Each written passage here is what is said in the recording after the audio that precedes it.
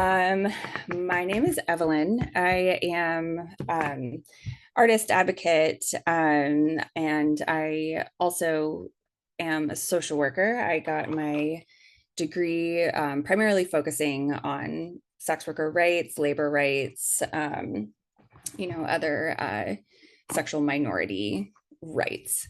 Yes, so I'm here today to talk about a zine that I published, where my impulse to publish it was, repeatedly hearing the seeing the anti-trafficking organizations getting big grants, getting a lot of press, and hearing their interviews where there's a lot of these, questionable facts stated, and encountering people who they've been in touch with and then trying to counter some of these things that they had heard in favor of having a more equitable labor rights based outlook. Um, so this started as kind of a presentation to give to human service organizations, but then I figured this is just really great information for anyone to have. It's kind of a good primer, I suppose, for someone who is really maybe not super aware of all the nuances. But I figured for us today, it would be nice to kind of focus in on the myths and where those come from, because we know, all about our work. So I can just kind of quickly go through it, just defining sex work, coined by Carol Lee, considering that it's not just, people in the red light district shut away from the whole world who do sex work. It is people just in every walk of life. And then defining human trafficking, sex trafficking, which the legal definitions that we have currently. And of course, even the numbers that we have of trafficking are, pretty soft. There's different definitions. I'm going on the International Labor Office, one of their reports. But again, because trafficking is such a difficult crime to identify, and also we've focused so much of the legal implements on solely sex trafficking at the expense of trafficking victims in other industries, that the numbers are just a little sus. So we use the best we have. I don't need to talk to y'all about the conflation of sex work and sex trafficking. We know.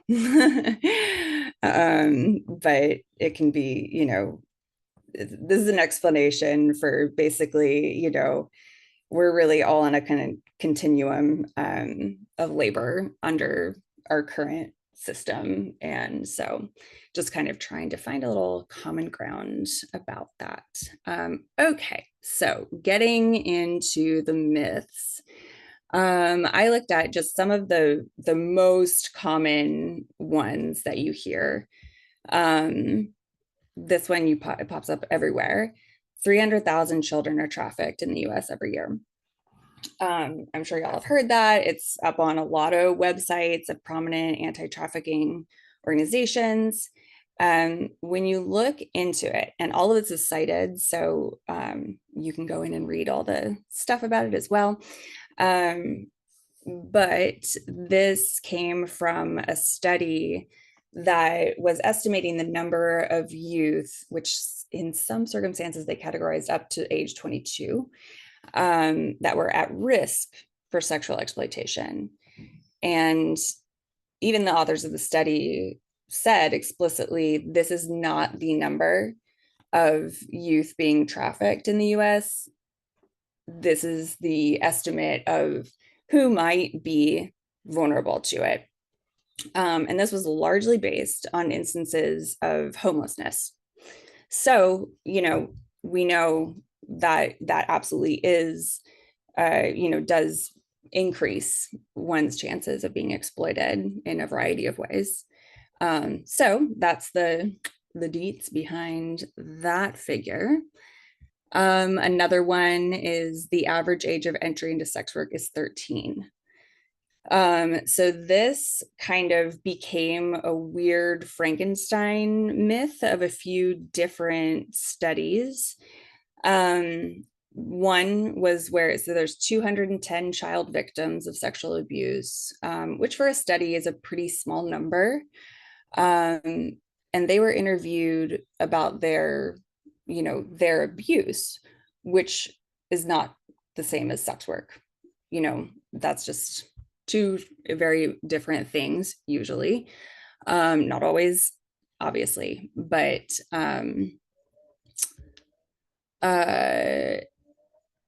sorry, or not the same as trafficking, I should say.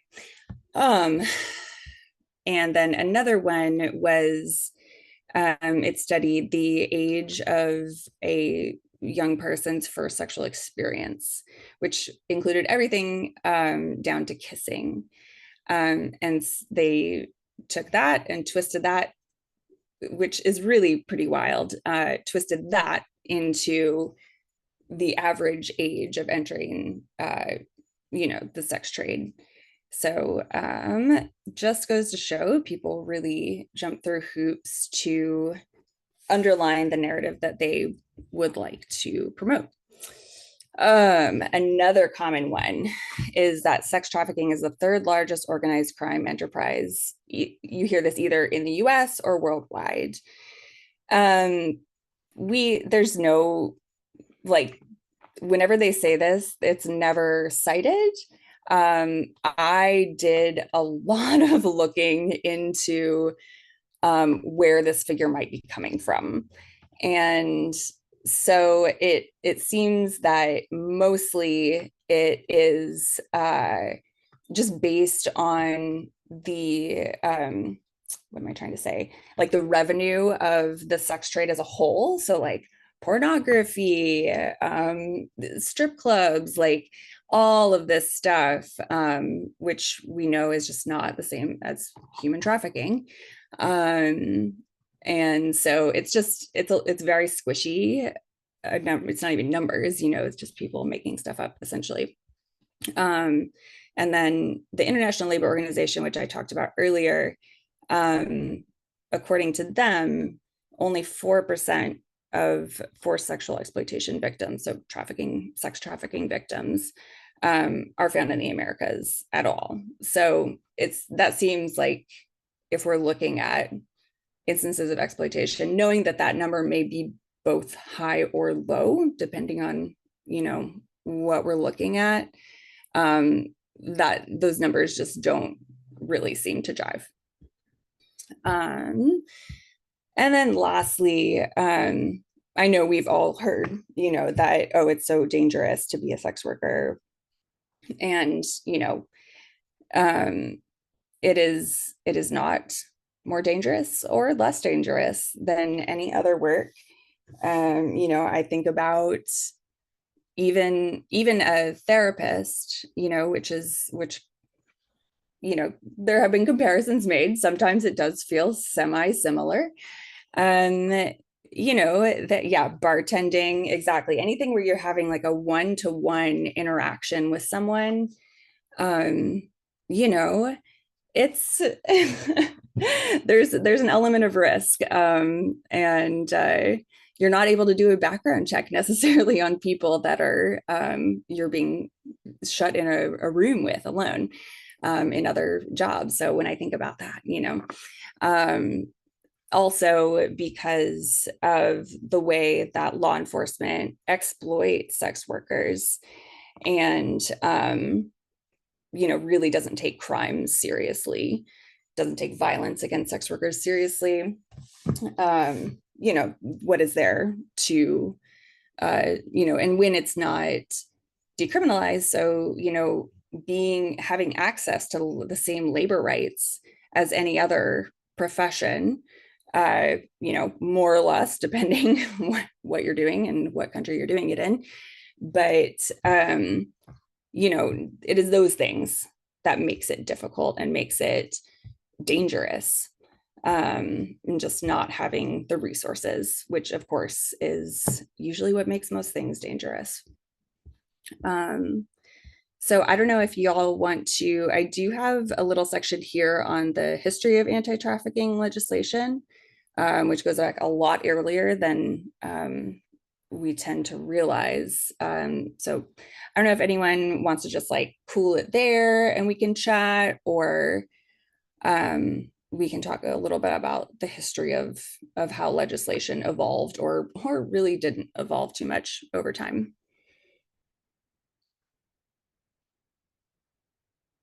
Okay, cool.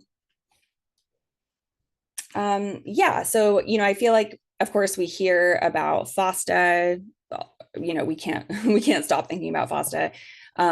Before that, TVPA was a big one. However, when you go back to the olden days here, it's pretty shocking how similar the legislation when it started to be enacted is to what we're seeing these days. So before we saw industrial revolution, before we saw a large amount of immigration to the United States, at the late 19th century, it wasn't really, it was just like, okay, yep, that's that part of town and that's where they are. And like, you just stay there. It was actually almost viewed as like a good thing for society, because of course, like another misogynistic trope, that thinking like, well, the men are just going to be men and at least they can go be disgusting men over with the workers there and not bother our pure virginal wives or whatever. But they were like more or less, just that wasn't accepted. It was viewed as a victimless crime. However, when women started moving to cities, unchaperoned and working for themselves, and then at the same time, there was a lot of immigrants coming to those cities, particularly, a lot of Jewish immigrants. And so, because of xenophobia and racism and anti-Semitism, there was this fear, and probably, let's be real, some weird feelings America was having about having only recently stopped holding slaves. There was all this hysteria, and it was called white slavery, which is very fucked up. But of course, as always, that has been where the anxiety has been over our pure, white daughters becoming sold into sexual slavery by a foreigner. And you see it then and you see it now, and not a whole lot has changed in the propaganda, which is pretty, unsurprising, I suppose, but you really wonder how, lack of originality is still very persistent and effective. So the Page Act of 1875 was really the first anti-trafficking act in the United States, and it targeted Chinese immigration. So it basically, it was supposed to like be preventing forced labor, but it essentially cut off all immigration of Chinese women. So that, part of that was because there was a misunderstanding or probably not misunderstanding, honestly, probably just, morality and racism about Chinese family structures. And then there was also the idea of them not wanting to be able to have full Chinese families moving over and then having American born children. So that was really the first thing. So we can see where we're starting, not a great place. The Mann Act of 1910, you're probably familiar with. It's a little more well known. And same thing of now, and this has actually been used more recently. It is still on the books. Um, so this is used to prosecute kind of like taking someone across state lines for the original uh, words were criminalize the transportation of any woman or girl for the purpose of prostitution or debauchery or for any other immoral purpose. So that's a pretty wide door. And predictably, it was used largely to prosecute people for interracial marriage, political stances that they didn't want. We want people getting too far, and just to harass people. So the next significant thing was the TVPA, Victims of Trafficking and Violence Protection Act of 2000. What was really interesting about this law is that it not only, some people in the crafting of this law were trying to push for more protections for forced labor of all kinds, not just sex trafficking. And that was killed in Congress because specifically for fear of corporate backlash. So if that doesn't say it all, we know that still a lot of things that we consume in this country are produced by prison labor, so slave labor, forced labor. So it focuses, as all of these do, on prosecution, not really so much on prevention and protection. In order to actually receive victim services, a victim must be certified by law enforcement within 96 hours of being identified as a trafficking victim. So we know that that's just a ridiculous time frame for someone to trust that the law enforcement she's dealing with is going to be able to, handle that at all, or for them even to believe her, especially if she was arrested for prostitution charges, which is a frequent thing, as I think I heard y'all talking about in the beginning. And then, of course, FOSTA, there's been a lot put out about this. So and we have all felt the effects. So I don't feel like I need to go super into that. But yeah, and then I just have a bit on the legal frameworks, just, criminalization, Nordic model, legalization, and then decriminalization. And just a lot of this one, a lot of places that are endorsing the decriminalization of sex work, and I needed to update this because now there's another territory in Australia, I believe, that decriminalized. So, and then I just end here with here's like actual things that you and your organization can do to make life not so shitty for us. I would talk to organizations, say, you have sex workers as your clients, whether you know it or not. And, the amount of understanding and advocacy you're going to be able to, be transparent about and be visible about will, determine the quality of care that you are giving your clients. So yeah, that is that. I'm going to drop a link to this in the chat so y'all can access it and click on all the links and citations. And yeah, I'll just close there. And if anyone wants to chat about something.